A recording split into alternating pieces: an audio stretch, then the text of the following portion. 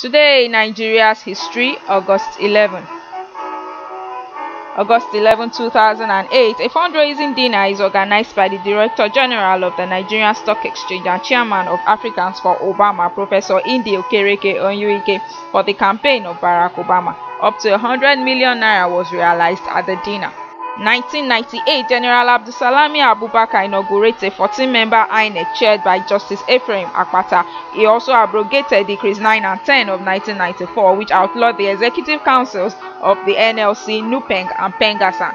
2005, Peter Eboegbe, a People's Democratic Party chieftain in Benin City, Edo State, is killed outside his residence by unknown gunmen in what is believed to be a political killing.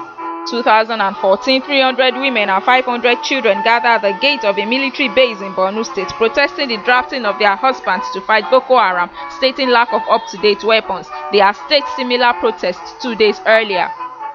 Also in Borno State in 2013, men believed to be members of Boko Haram attacked a mosque at Kondoga while Muslims were praying, killing 44. 1966, striking workers of a company were having a meeting in a hotel room in Lagos when soldiers burst in and arrested them on allegations of plotting a coup. They were beaten mercilessly but later released on the orders of the then head of state, General Yakubu Gowon. Today in Nigeria's history, brought to you by Ojora Olabisi.